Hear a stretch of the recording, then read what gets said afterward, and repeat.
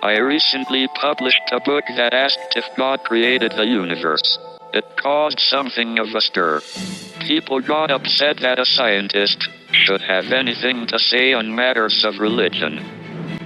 I have no desire to tell anyone what to believe, but for me, asking if God exists is a valid question for science. After all, it is hard to think of a more important or fundamental mystery than what or who created and controls the universe. The universe is a machine, governed by principles or laws that can be understood by the human mind. I believe the discovery of these laws has been humankind's greatest achievement. For it's these laws of nature, as we now call them, that will tell us whether we need a God to explain the universe at all.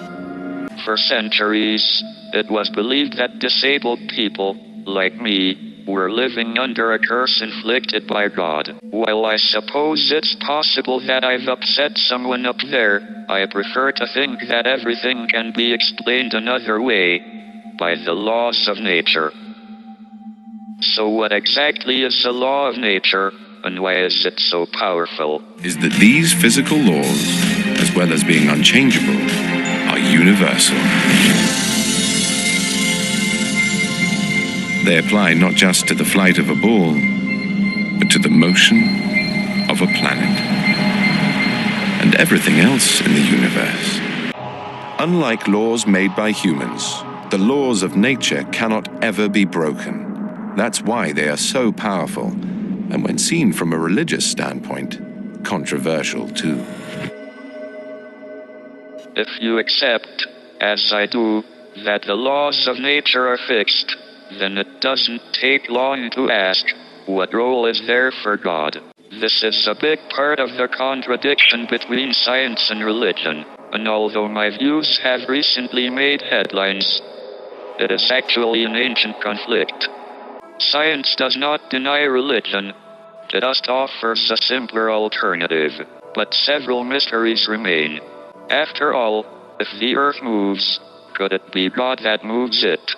Ultimately, did God create the universe in the first place? I believe it's a cosmologist's duty to try and work out where the universe came from. Luckily, it's not quite as difficult as it seems.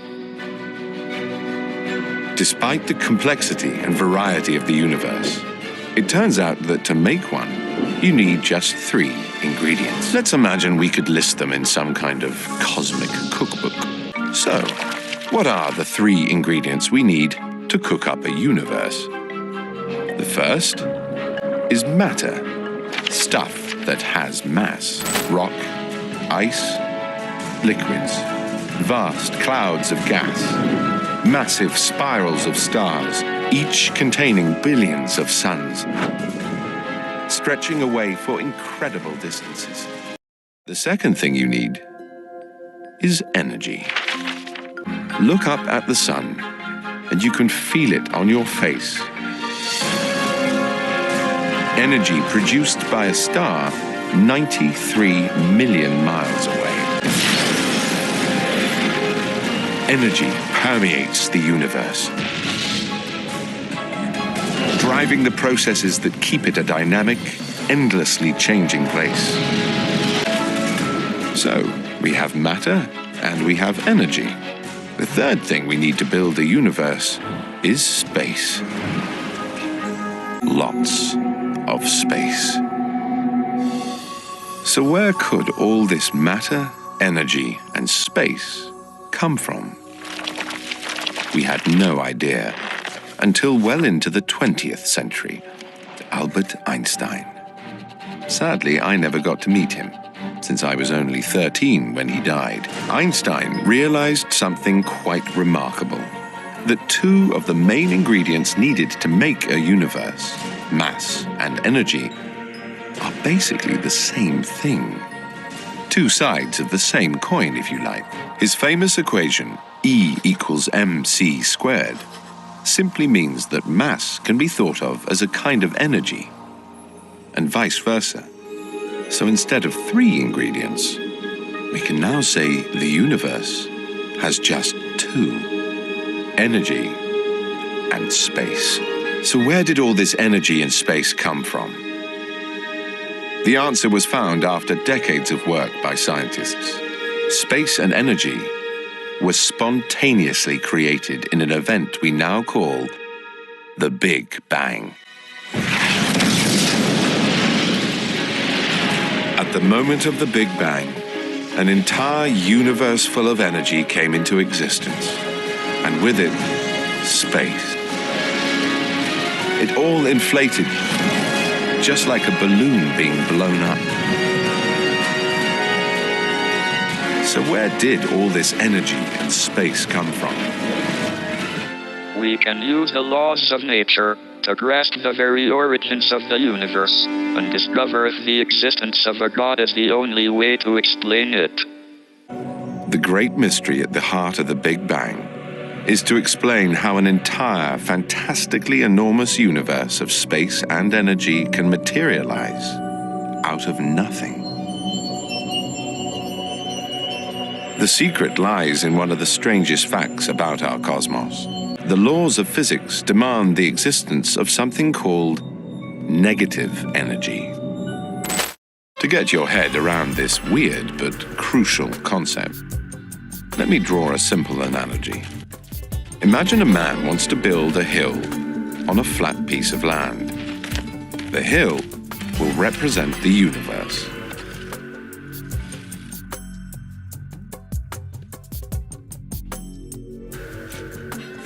To make this hill, he digs a hole in the ground and uses that soil to build his hill.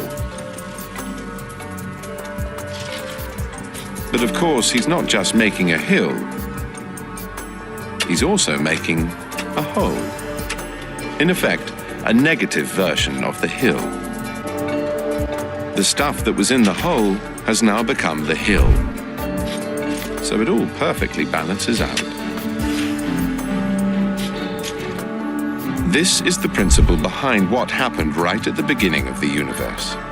When the Big Bang produced a vast amount of positive energy, it simultaneously produced the same amount of negative energy. In this way, the positive and the negative add up to 0. Always. It's another law of nature. So where is all this negative energy today? It's in space. This may sound odd, but according to the laws of nature concerning gravity and motion, laws that are among the oldest in science, space itself is a vast store of negative energy, enough to ensure that everything adds up to 0. The universe is like an enormous battery, storing negative energy. The positive side of things, the mass and the energy we see today, is like the hill. The corresponding hole or negative side of things is spread throughout space. So what does that mean on our quest to find out if there is a God? It means that if the universe adds up to nothing, then you don't need a God to create it. Since we know that the positive and negative in the universe adds up to 0, all we have to do now is work out what, or dare I say who, triggered the whole process in the first place. Down to the atomic level, and right down to the subatomic level. And you enter a world where conjuring something out of nothing is possible. At least for a short while. That's because at this scale, particles such as protons behave according to the laws of nature we call quantum mechanics. And they really can appear at random. Stick around for a while, and then vanish again, to reappear somewhere else. Since we know the universe itself was once very small, smaller than a proton, in fact. This means something quite remarkable. It means the universe itself, in all of its mind-boggling vastness and complexity, can simply have popped into existence without violating the known laws of nature. In a nutshell, do we need a God to set it all up so that the Big Bang could bang? I have no desire to offend anyone of faith, but I think science has a more compelling explanation than a divine creator.